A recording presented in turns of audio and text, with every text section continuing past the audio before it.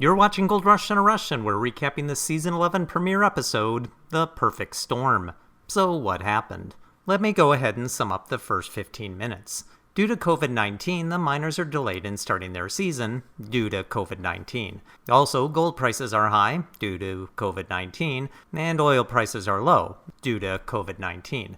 Also, COVID-19, COVID-19, and COVID-19. Let's put it this way, if you took a shot each time COVID-19 was mentioned, you would be dead before the first commercial break. Rick can't leave his house due to COVID-19. He also can't go into Canada due to COVID-19, and each day he's not mining, he's losing. Actually, he's probably losing less money than normal. So instead of working, he spends his days shaving his dog on his kitchen counter. He then suddenly comes up with a random plan to drive to the border to see if he can get across. You see, he's just going to discuss things with the border agents. Yeah, that's how it works.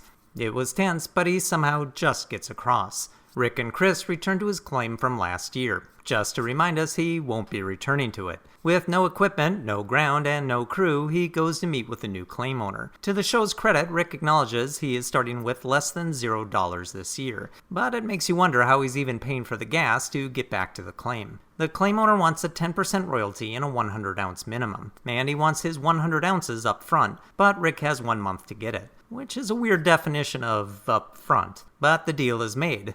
Now, how will he go about spending those negative dollars?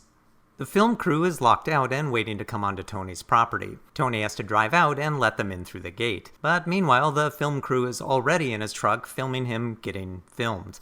Am I dreaming this? Hey, remember the dredges? Well, apparently no one on the show does, because the goal is to get 3,000 ounces by returning to Paradise Hill. Team BEETS is adding Kevin's girlfriend Faith, but otherwise looks just like last year. Within moments of getting started, the trommel breaks down. A gearbox bolt is sheared off and needs to be drilled out. But after a few hours, Kevin gives up and just builds a new mount. Am I getting soft, or was that kind of neat to watch? Maybe it's because I've had the exact same thing happen to me once. Well, not on a trommel, but you get the idea. The first Goldway produces 141.52 ounces. Now, about those dredges. Parker wants to expand his empire beyond the Yukon and buy a claim in Fairbanks, Alaska. But he has no money, apparently, so he assembles his team of Chris, Brennan, and Mitch, also a bunch of people we will never meet and never care about. Well, until Parker fires them. Parker decides to return to Tony's ground in the last cut. Moments later, Parker is already piling up pay dirt, and impatient the wash plant isn't already running. To speed things along, they decide to haul the wash plant on a trailer instead of dragging it with the excavator. It's loaded and rotated 90 degrees onto the truck bed. It's actually a neat piece of engineering and better than watching them drag it again. Shane, the mechanic in charge of the loading, is my new no-nonsense hero of this season of Gold Rush. And it's cleanup time. They find 221.7 ounces. So, will Parker's empire strike back, or strike out? Former combat medic and former Parker sidekick Fred Lewis is jobless and looking for a gold claim. His plan is to assemble a team of combat veterans. To find good ground, he walks randomly around Oregon with a shovel. He starts his search in an abandoned mine full of gold that is just sitting in the open. But instead of mining the exposed gold, he heads down to the creek below. The claim he is interested in has already been dredged, is full of large rocks, and the pay layer is deep below ground.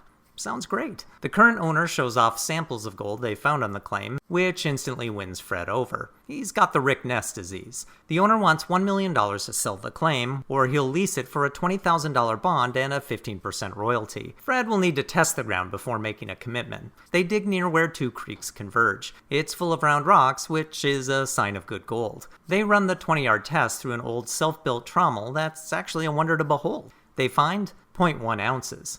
Sounds like a game changer to me.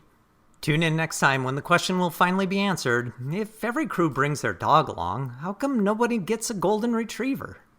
It's a terrible joke. It's just horrible. Hey, welcome back everybody. Thanks for watching.